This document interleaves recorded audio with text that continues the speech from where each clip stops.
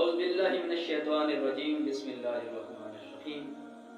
اللہ کے ایک برگزیدہ نبی جن کو زندہ دریا میں ڈال دیا گیا اور ان کو ایک بڑی مچھلی نے نگل لیا، آپ سے کون سی ایسی خطا سرزد ہوئی جس کی وجہ سے مچھلی کے پیٹ میں رہنا پڑا، اور آپ کتنے دن اس بڑی مچھلی کے پیٹ میں رہے؟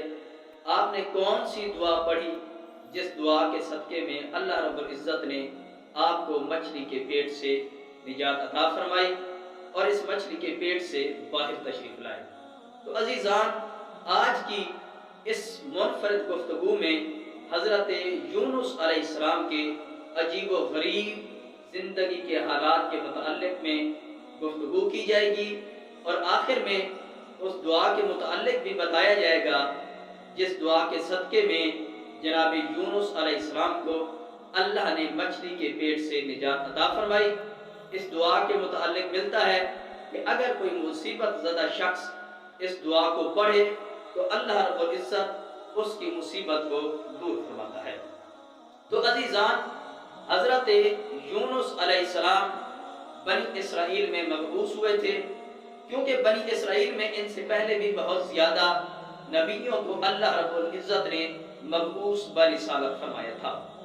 تو اس نبی خدا کو جناب یونس علیہ السلام کو اللہ رب العزت نے 28 سال کی عمر میں مبعوث برسالت فرمایا۔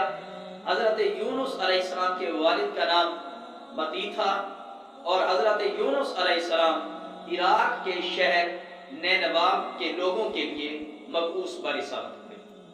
تو جناب یونس علیہ السلام اپنی قوم کو اللہ کے احکامات کی تبلیغ فرما رہے تھے، لیکن جب جناب یونس علیہ السلام نے دیکھا کہ میری قوم اللہ کی راہ سے منحرف ہو چکی ہے، تو جناب یونس علیہ السلام دل برداشتہ ہو کر اپنی قوم کے لیے بد دعا کر کے اپنی بستی سے باہر نکل گئے۔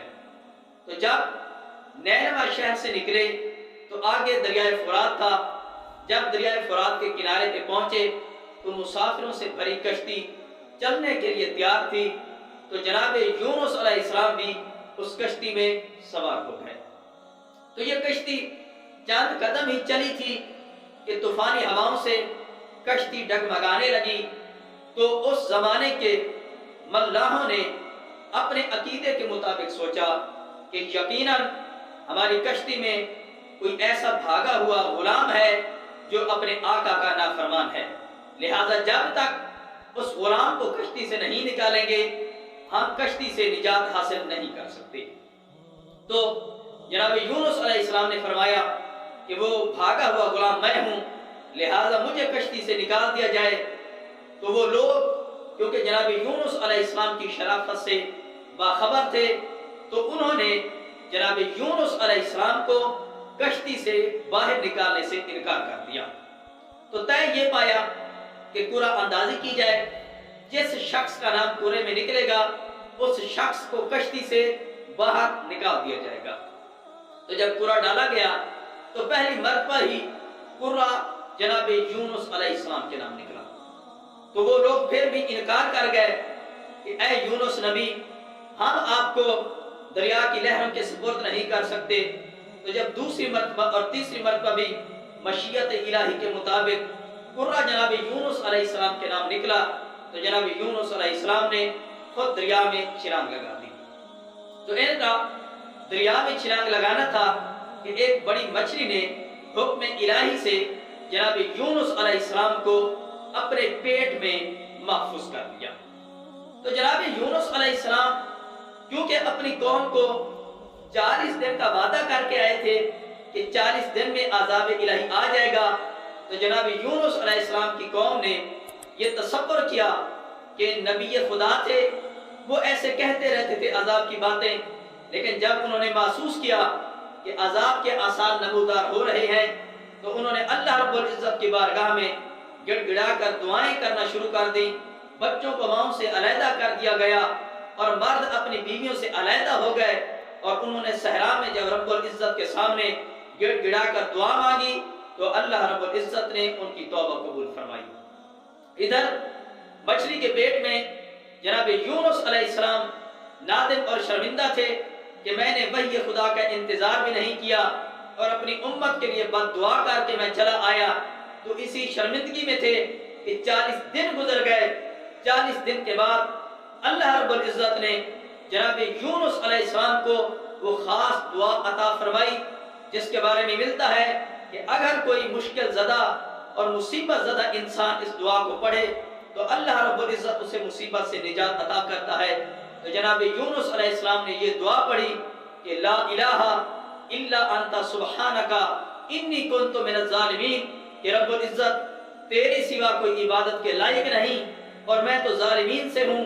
تو اللہ رب العزت نے جناب یونس علیہ السلام کی جب یہ درد بھری آواز سنی تو جناب یونس علیہ السلام کو اس آزمائش سے نجات عطا کی، اور مچھلی کو اللہ رب العزت نے حکم عطا فرمایا کہ میرے یونس نبی کو فرات کے کنارے اگل دیا جائے۔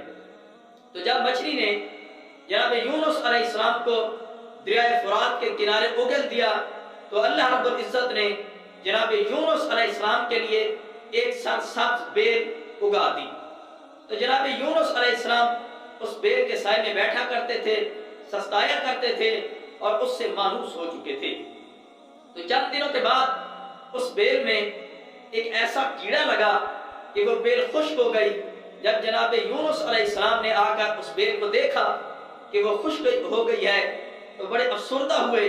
تو اللہ رب العزت کی طرف سے جناب یونس علیہ السلام کو پیغام پہنچا کہ اے یونس، تم ایک حقیر سی بیل پر تو افسردہ ہو چکے ہو، تو ذرا سوچو 1,00,000 افراد کی بستی کے لیے تم مجھ سے بد دعا کر کے آئے تھے اور میری وحی کا انتظار بھی نہیں کیا، اور ادھر تم آ گئے تھے۔ اے یونس نبی، کسی نبی کی یہ شان نہیں ہے کہ اپنی بستی کے لیے، اپنی بستی میں رہنے والے لوگوں کے لیے بد دعا کریں اور اللہ کی وحی کا انتظار نہ کریں۔ تو اے یونس، تیری قوم کے جتنے بھی افراد تھے انہوں نے میری بارگاہ میں توبہ کی تھی اور میں نے ان کی توبہ قبول کی۔ اب وہ تیری افراد، تیری قوم کے جو لوگ تھے، اب وہ میرے بندے ہو چکے ہیں، وہ شیطان کی عبودیت سے نکل چکے ہیں۔ لہٰذا آپ جائیے نینوا کے شہر میں اور ان لوگوں کو دوبارہ میرے احکام کی تبلیغ کیجیے۔ تو جناب یونس علیہ السلام وہاں سے اٹھے اور نینوا شہر آئے تو ان لوگوں نے جناب یونس علیہ السلام کا بڑا پرتپاک استقبال کیا اور جناب یونس علیہ السلام سے اللہ کے دین کی تبلیغ اور اللہ کے دین کے احکام سیکھنا شروع کر دیے۔ تو اللہ رب العزت نے ان لوگوں کو جناب یونس علیہ السلام کی تعلیمات کے صدقے میں دنیا اور آخرت میں کامیابیاں عطا فرمائیں۔ تو دعا ہے کہ اللہ رب العزت ہمیں سیرت انبیاء پڑھنے اور اس پر عمل کرنے کی توفیق عطا فرمائے اور ہمارا خاتمہ بالخیر، خاتمہ بالایمان ہو۔